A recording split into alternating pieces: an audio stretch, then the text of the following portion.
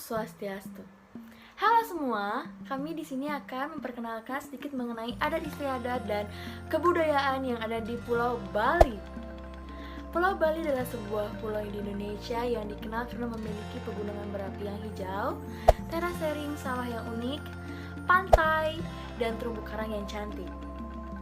Bali sering dijuluki dengan Pulau Seribu Pura, dikarenakan di Bali banyak sekali terdapat pura, seperti di setiap perkarangan rumah, toko, perkantoran, coffee shop, tempat angkringan, pokoknya semua tempat yang ada di Bali pasti terdapat yang namanya pura. Di Bali kental akan budaya dan adat istiadatnya. Maka dengan itu, Pulau Bali juga terkenal dengan Pulau Dewata yang menggambarkan masyarakat Bali selalu memberikan sesajen kepada para dewa. Masyarakat asli Bali dominan beragama Hindu. Beberapa kebiasaan yang dilakukan di Bali seperti mesaiban.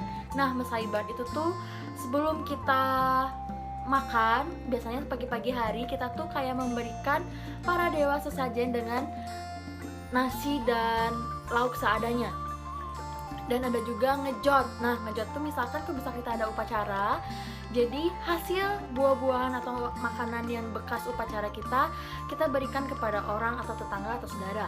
Itu yang namanya ngejot, dan masih banyak tradisi yang ada di Bali juga. Secara umum, masyarakat Bali itu ramah dan tamah, apalagi dengan para pendatang yang bisa menghargai dan berperilaku sopan. Di Bali tidak memandang suku, ras, yang berbeda agama ataupun apapun itu tidak memandang. Maka pariwisata yang ada di Bali itu sangatlah maju. Banyak banget ya yang orang-orang yang dari luar Bali itu pengen datang ke Bali, apalagi wisatawan internasional. Tidak banyak kasus kriminal yang terjadi sehingga orang datang ke Bali merasa aman dan nyaman, apalagi wisatawan yang berencana untuk liburan.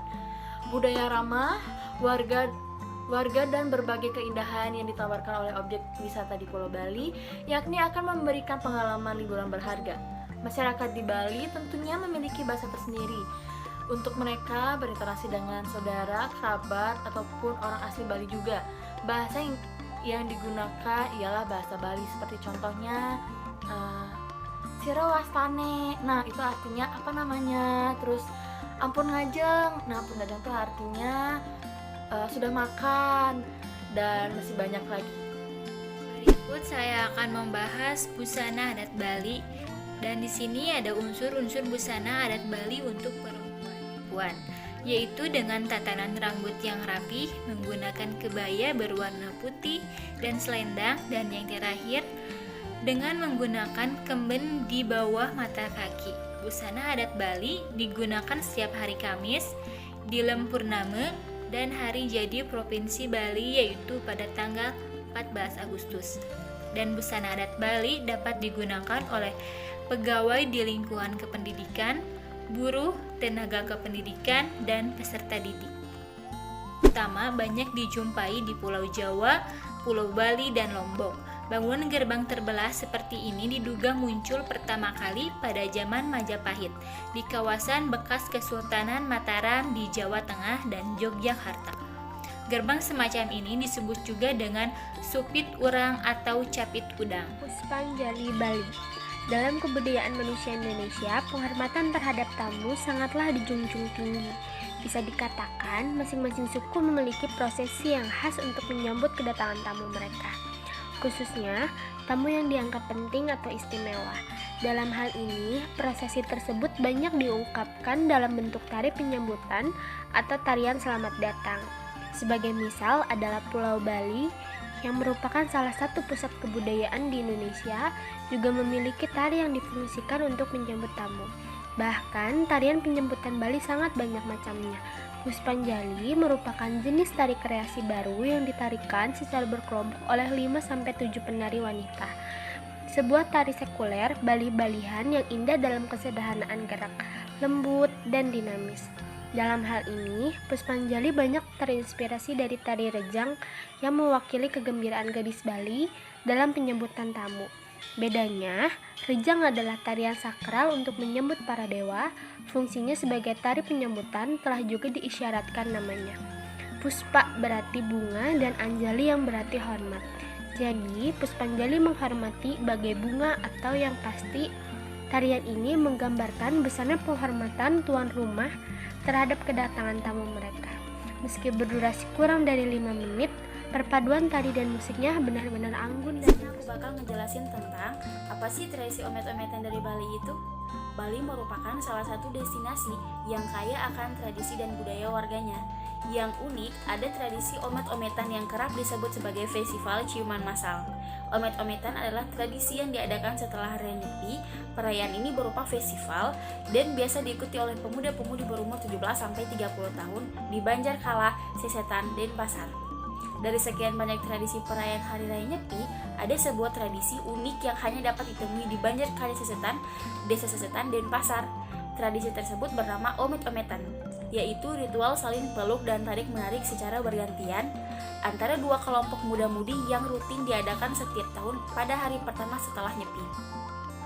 Menurut salah seorang penglingsir dari Desa Sesetan, Gusti Ngurah Oka Putra, omet-ometan diperkirakan telah ada sejak abad ke-17 dan terus berlangsung hingga saat ini. Menurut pewaris Puri Oka yang akrab disapa Ngurah Bima, omet-ometan berasal dari kata omet yang berarti menarik. Tradisi ini sudah ada paling sejak ratusan tahun silam. Meski sering disebut festival ciuman massal, omet-ometan sebenarnya punya makna mendalam loh. Omet-ometan sendiri adalah bahasa Bali yang dapat diartikan sebagai tarik-menarik. Ini dikarenakan para peserta omet-ometan akan melakukan aksi tarik-menarik selama festival berlangsung. Konon, acara tarik-menarik ini berasal dari kisah pertarungan antara babi jantan dan betina. Selain itu, hal ini juga menggambarkan tarik-menarik antara energi positif dan negatif. Saat omet-ometan, warga berumur 17-30 tahun akan dikelompokkan menjadi grup laki-laki dan grup perempuan. Kemudian, seluruh peserta harus mengikuti ibadah sembahyang dulu di pura.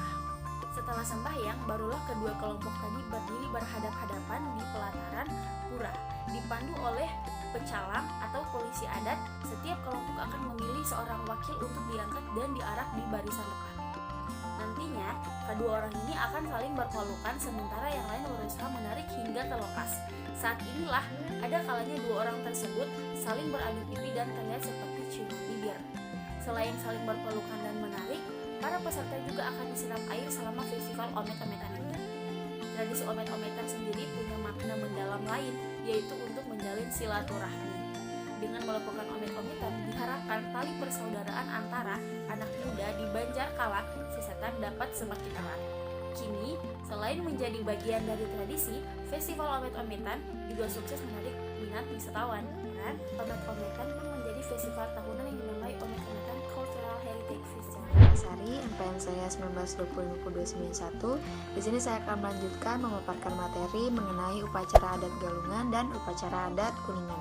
Hari Raya Galungan dirayakan oleh umat Hindu Bali setiap 210 hari dengan menggunakan perhitungan kalender Bali, yaitu pada hari Buddha Kliwon Dungulan atau hari Rabu Kliwon waktu Wuku Dungulan. Sebagai hari kemenangan Dharma atau kebenaran melawan adharma atau kejahatan. Selanjutnya ada upacara adat Kuningan. Hari Raya Kuningan adalah hari raya yang dirayakan umat Hindu Dharma di Bali. Perayaan ini jatuh pada hari Saniscara atau Sabtu, Kliwon Wuku Kuningan. Hari raya ini dilaksanakan setiap 210 hari dengan menggunakan perhitungan kalender Bali atau 1 bulan dalam kalender Bali sama dengan 35 hari. 10 hari setelah hari raya Galungan. Kata Kuningan memiliki makna kauningan yang artinya mencapai peningkatan spiritual dengan cara introspeksi agar terhindar dari mara bahaya.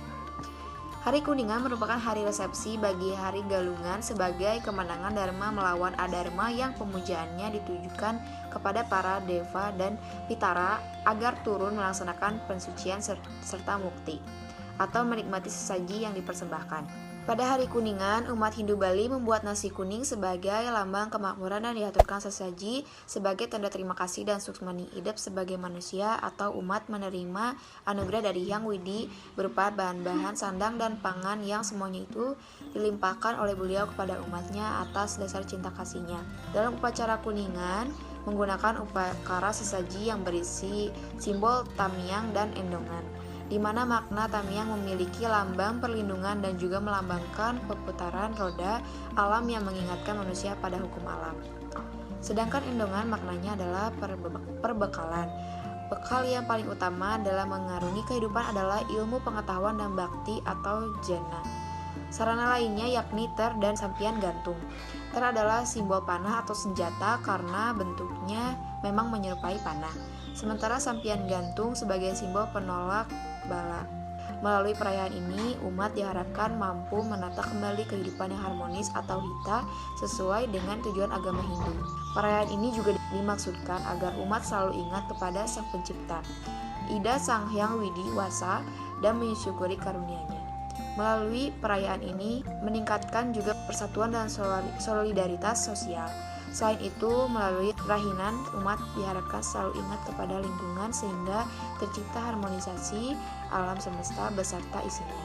Tujuan pelaksanaan upacara kuningan ini adalah untuk memohon kesentosaan, kedirgayusan, serta perlindungan dan tuntunan lahir. Selanjutnya, perkenalkan, nama saya Farah Diba, NPM 329. Di sini saya akan membahas salah satu wisata di Bali, yaitu Pura Besaki.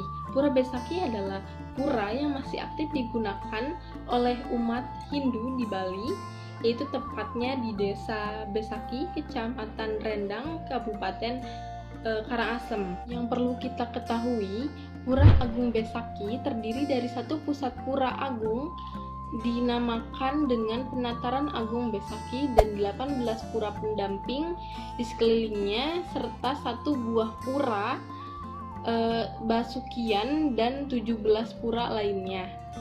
Pura Agung Besaki juga sudah terkenal sampai dengan mancanegara sehingga banyak sekali wisatawan asing dan domestik yang datang ke sana. Pura Besaki mendapat nama sebagai ibunya dari Pulau Bali. Selain itu, di komplek Pura Besaki, tepatnya Pura Basukian, adalah awal muasal penyebaran agama Hindu dimulai.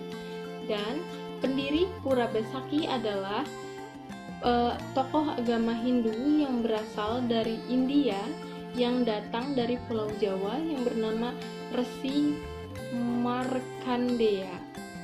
Lalu, Pura Besaki memiliki 7 unsur kebudayaan, yaitu sistem pengetahuan, lalu peralatan hidup dan teknologi, organisasi sosial masyarakat, mata pencaharian hidup, dan religi, upacara, serta kesenian.